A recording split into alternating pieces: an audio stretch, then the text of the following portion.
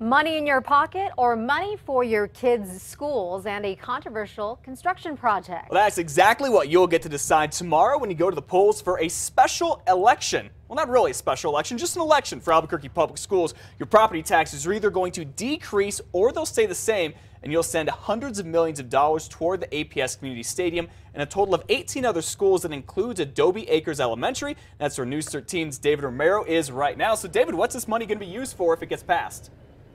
Well, Matt, there's a lot of upgrades here at Adobe Acres Elementary, and it's just one school of many, and that list, as you mentioned, so you'll get to decide, is it worth fixing these problems or saving a little cash in property taxes?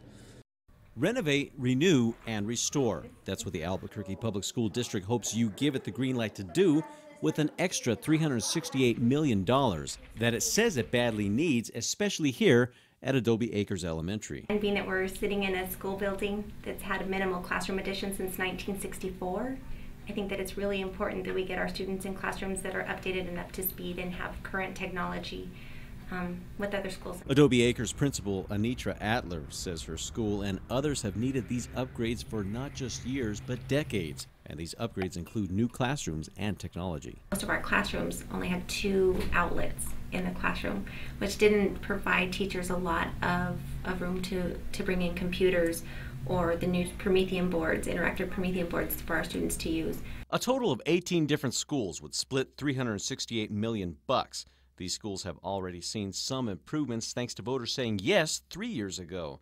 And these 10 more would see better classrooms and technology if voters agree this year. Besides helping in the classroom, some of that money would help on the field. That is the controversial field of the APS Community Stadium near 98th Street and I-40. It's been a hot-button issue since even before voters approved $38 million for it back in 2010, and it still is today. Personally, I think I'd rather that money go towards the schooling or something that would help the community as a whole. All the kids need it, you know what I mean? The stadium that's being built over here off of 98th is going to be a great thing for the kids. My grandkids will land up playing sports there. And so will a lot of other kids. And the stadium and classrooms could get a big boost if you think it's worth it for your kids. Giving them just the best educational experience possible. So here's how the $368 million breaks down. 200 of it would come from the bonds, and the remaining $168 million would come from keeping the mill levy the same, which means your property taxes would stay where they're at right now. But if voters say no, those taxes would go down. Now, that breaks down, according to the county assessor's office, based on the $150,000 valued property, it would go down about $100 a year. And you should know this, no matter what happens, either way, your taxes won't go up. Matt, back to you. All right, thank you for the information this morning, David. Very important story there. And take a look at this. Hundreds of students went door to door this weekend with one message for folks to vote for all of this money. The kids call themselves the Bubblegum Brigade, and they say if you say yes and vote yes, it will make a big difference in their education. Also, when you go to the polls tomorrow, you'll get to decide who is on APS's school board and C&M's governing board.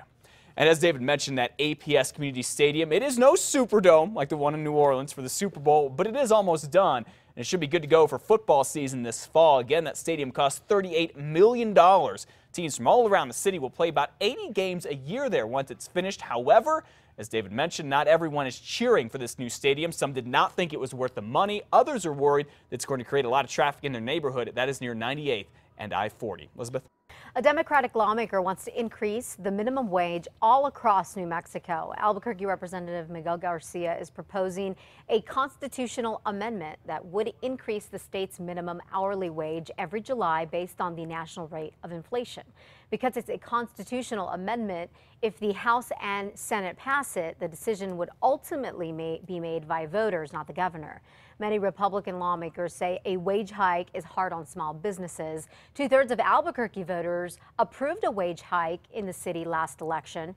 And this March, Santa Fe's minimum wage will jump to $10.51, the second highest in the nation. And Governor Susana Martinez will be at the Albuquerque Veterans Memorial today. She's going to announce 2 proposals. One proposal would give tax exemptions to veterans' retirement pay.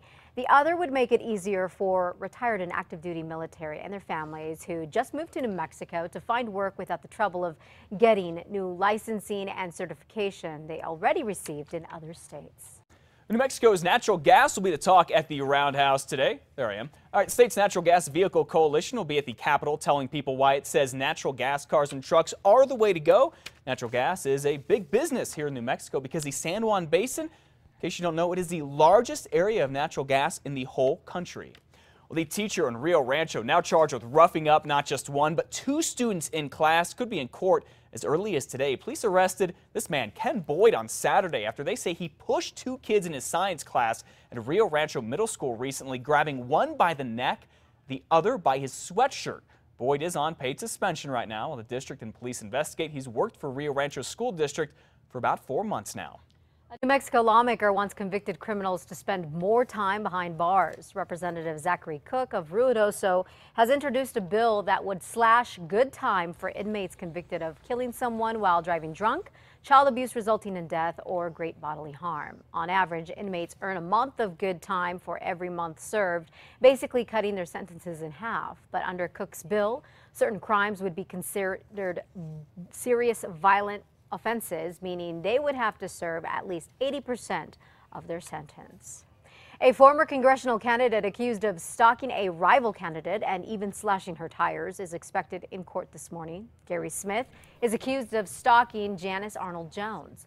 Police say surveillance video shows Smith slashing the tires of her car. They say he was also caught on camera again just days after that incident near Jones's home. Smith pleaded not guilty to the charges last month.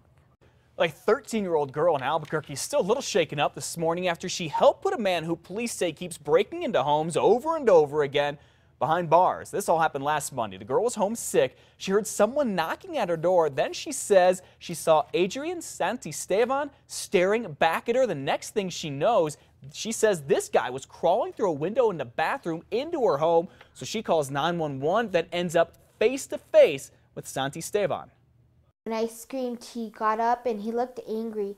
So he came at me and he chased me out of my house. I could feel his arm like whoosh, like try to grab the back of me, like my shirt or maybe my hair. Talk about a scary situation. Santisteban did not get to the girl, thankfully, and her grandmother got to the house just in time to help chase him away. Police arrested Santisteban right after that. They say he's been breaking into homes for the last 8 years. He is still in jail this morning on just a $5,000 bond.